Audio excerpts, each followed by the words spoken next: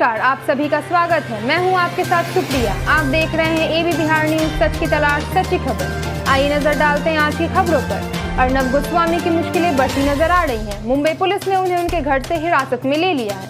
अर्नब ने मुंबई पुलिस पर कई गंभीर आरोप लगाए हैं। अर्नब का कहना है कि पुलिस ने उनके साथ साथ घर के अन्य सदस्यों, सास ससुर, बेटे और पत्नी के साथ मारपीट की। रिपब्लिक टीवी ने अर्नब के घर के लाइव फुटेज भी दिखाए, जिसमें पुलिस और अर्नब के बीच झड़प होती दिख रही है।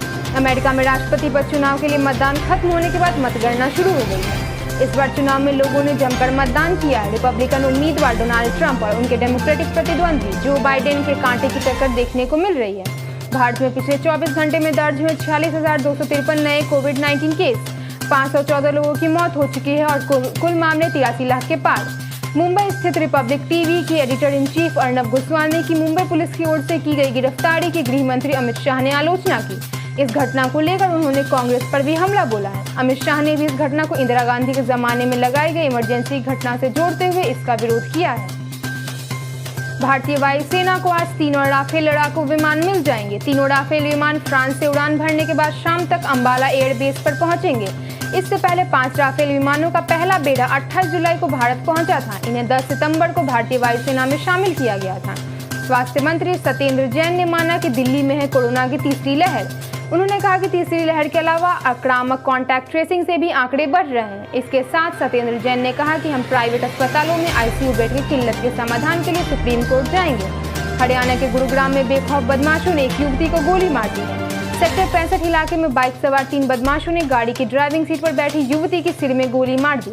आनन फानन में युवती को गुरुग्राम के मेदांता अस्पताल में भर्ती कराया गया। मौके पर पहुंची पुलिस ने तफ्तीश शुरू कर दी है। गया में नारकोटिक्स ब्यूरो कंट्रोल की टीम ने बड़ी कामयाबी हाथ ली।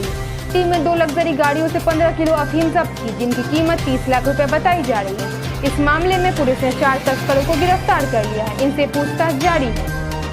अमेरिकी चुनाव का असर भारतीय शेयर बाजार पर भी पड़ा है। मंगलवार को 500 अंकों की बढ़त के साथ सेंसेक्स में एक बार फिर रौनक देखने को मिली। सप्ताह के तीसरे कारोबार दिन यानी मंगलवार को सेंसेक्स 250 अंक से ज्यादा मजबूत होकर 40,500 अंक के स्तर को पार कर लिया। वहीं निफ्टी की बात करें तो 75 अंक मजबूत होकर 11,900 अंक के करीब आ गया है। पश्चिम बंगाल के बर्धमान जिले में रेलवे सुरक्षा बल के कर्मचारी ने अपनी पत्नी सहित 4 साल के बेटे समेत खुद को आग के हवाले कर दिया। इस घटना में तीनों की मौत हो गई, जबकि 11 साल की बच्ची उनकी बच गई। जम्मू कश्मीर में पंचायती राज की जड़ें मजबूत करने के लिए कवायद शुरू हो गई है। इसके तहत राज्य में पहली बार जिला विकास परिषद के चुनाव करवाए जा रहे हैं। पिछले साल 5 अगस्त को अनुच्छेद 370 हटाने के बाद ये पहली बड़ी राजनीतिक गतिविधि होने जा रही है। यूपी की अलग अलग जिला अदालतों में बड़ा बदलाव हुआ है। इलाहाबाद कोर्ट ने मंगलवार को कुल 63 जजों के ट्रांसफर का आदेश दिया है। इनमें गाजीपुर, वाराणसी, बलिया समेत अन्य कई जिलों के जजों का ट्रांसफर भी किया गया है। अमेरिका में राष्ट्रपति चुनाव के लिए वोटों की गिनती जारी है। अभी शुरुआती रुझान आने शुरू हो गए। इन चुनावों में भारतीय अमेरिकी वोटरों की अहम भूमिका थी। इस बीच भारतीय मूल के 4 उम्मीदवारों को चुनाव में जीत मिली। डेमोक्रेट्स की ओर से हाउस ऑफ रिप्रेजेंटेटिव के उम्मीदवार 4 भारतीय मूल के नेताओं की दर्ज की गई है। इनमें एमी बेड़ा, प्रमिला जयपाल, रो खन्ना और राजा कृष्णमूर्ति शामिल हैं। एक्टर फराज खान का निधन हो गया है। 46 वर्ष की उम्र में फराज खान ने बेंगलुरु के अस्पताल में अंतिम सांस ली।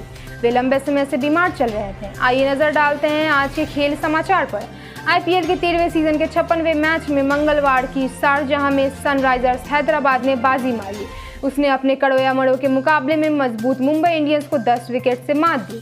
आज से वुमेन्स T20 चैलेंज की शुरुआत हो रही है। पहला मुकाबला हरमनप्रीत कौर की सुपरनोवाज और मिताली राज की वेलोसिटी के बीच शाम 7:30 बजे खेला जाएगा। आज होगा मुंबई और हैदराबाद के बीच मुकाबला। देश और दुनिया की बाकी खबरों के लिए बने रहें हमारे साथ। एबी बिहार न्यूज, सच की तलाश सच्ची खबर, और हमारे चैनल को लाइक और सब्सक्राइब करना ना भूलें। धन्यवाद।